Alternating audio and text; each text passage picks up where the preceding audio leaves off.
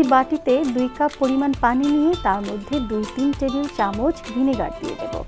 এরপর তাতে মাছগুলো ভিজিয়ে রাখবো।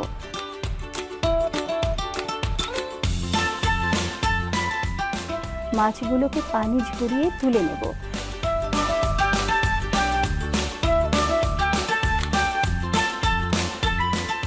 এবার দেব স্বাদ মতো লবণ, 1 টেবিল চামচ গোলমরিচ গুঁড়া, 1 টেবিল চামচ চিলি ফ্লেক্স, আধা টেবিল চামচ অরেঞ্জ ফুড কালার, 1 টেবিল চামচ লেবুর রস এবং 2 টেবিল চামচ ভিনেগার। এরপর 3 টেবিল চামচ ময়দা, আধা কাপ কর্নফ্লাওয়ার এবং 2টি ডিম দিয়ে ভালো করে মিশিয়ে নেব। 15 থেকে 20 মিনিট রেখে দেব ম্যারিনেট করার জন্য।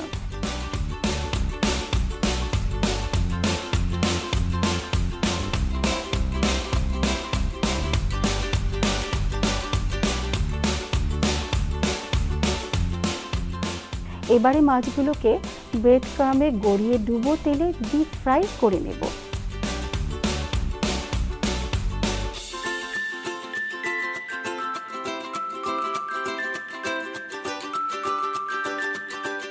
তৈরি হয়ে গেল মজাদার ফিশ ফিঙ্গার ফ্রাই।